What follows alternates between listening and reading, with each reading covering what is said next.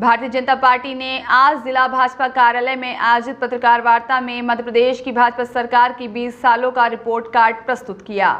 जिला अध्यक्ष दीपक सोनी टंडन ने भारतीय जनता पार्टी सरकार की 2003 से 2023 तक की विभिन्न उपलब्धियां बताते हुए कांग्रेस पर आरोप लगाया कि पहले करीब 54 साल और फिर 15 महीने में कांग्रेस सरकार ने भ्रष्टाचार और घोटाले से प्रदेश के विकास पर ग्रहण लगा दिया था। मुख्यमंत्री शिवराज सिंह चौहान के नेतृत्व में विनाश के ग्रहण को हटाकर जनता तक लाभ पहुंचाने का मार्ग भाजपा सरकार ने बनाया है।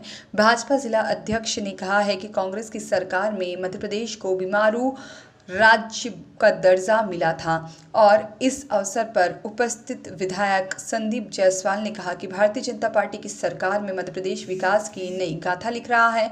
आत्मनिर्भर मध्य प्रदेश की नींव डालने का काम 20 वर्षों में हुआ है। भाजपा नेताओं ने कांग्रेस की दिग्गज काल को कटघरे में लेते हुए कहा कि आज विकास की बुलंदियां छू रहा है। लगातार चल रही है, उसका 20 साल का रिपोर्ट कार्ड उन्होंने प्रस्तुत किया है। उसके पूर्व में मैं आप लोगों के माध्यम से सबसे पहले हमारे देश के यशस्वी वैज्ञानिकों को, इसरो की पूरी टीम को, आदरणीय नरेंद्र मोदी जी को और इस देश के सभी देशवासियों को बहुत बहुत मैं शुभकामना देना चाहता हूं कि कल जो सॉफ्ट लैंडिंग जो चंद्रयान 3 ने चंद्रमा के दक्षिणी ध्रुव में जो आज तक कोई भी देश वहां नहीं पहुंच पाया और हमारा भारत देश सबसे पहला देश बना, ये गौरव के क्षण है अमृतकाल के।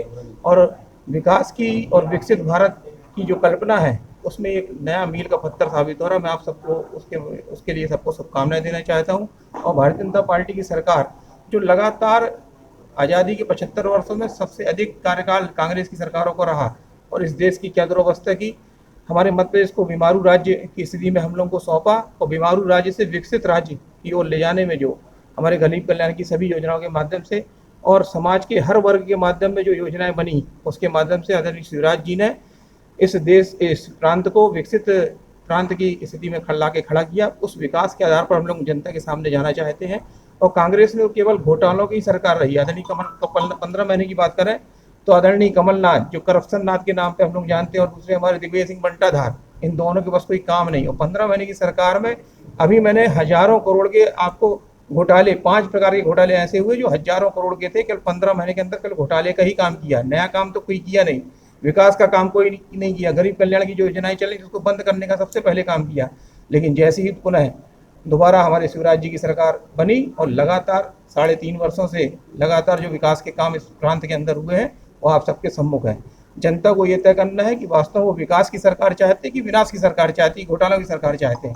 और जनता के सामने हम विकास के माध्यम से जो गरीबों का जीवन स्तर उठाने के लिए प्रत्येक प्रकार की जो योजनाएं बनाई शिवराज जी ने आदरणीय नरेंद्र मोदी जी के नेतृत्व में पूरे देश में एक जो सोच विकसित की कि अंतिम छोर पर जो हमारा व्यक्ति बैठा है उसके लिए कल्याण की योजना बनेगी और इस समाज के प्रत्येक वर्ग के लिए जो काम करने की आवश्यकता थी वो सोच हमको नरेंद्र मोदी जी दी।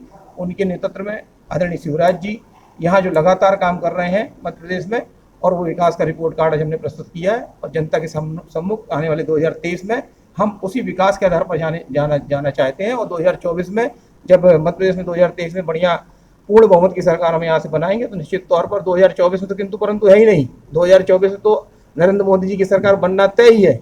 लेकिन विकास और विनाश में से किसको चुनना है ये जनता तय करेगी।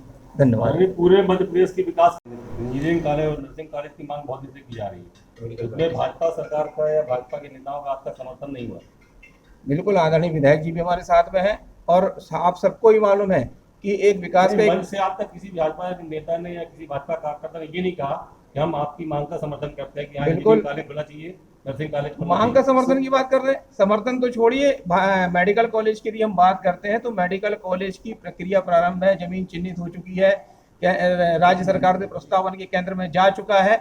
और ये मैं फिर से बोलता हूँ, पूरे विश्वास के साथ बोलता हूँ कि भारतीय जनता पार्टी के हमारे सम्मानीय विधायक जी, हमारे प्रदेश की सरकार यदि मान लो मेडिकल कॉलेज ये अपना जी जेल के पीछे तो तिलक का महिला कॉलेज खुला है। नहीं, महिला कॉलेज तो खुला गया, कैसा कर रहे हो, आपको ही नहीं मालूम है। कन्या महाविद्यालय जो खुला हुआ है अपना अभी जो बुलवारा में है और कन्या महाविद्यालय बन के तैयार हो चुका है। कुछ विकास की बात करते तो उस बात नहीं, मैं आपको विकास की बता रहा हूँ। उल्लेख क्यों नहीं किया जाता कि हाँ भाई भाजपा की यहाँ कार्यालय खुलवा रही है। मैं आप बता रहा हूँ, ये मेडिकल कॉलेज कटनी में खुले, यदि पहला यदि काम किया तो भारतीय जनता पार्टी के हमारा जो नेतृत्व है उसने ही मांग प्रारंभ की थी कि मेडिकल कॉलेज खुलना चाहिए।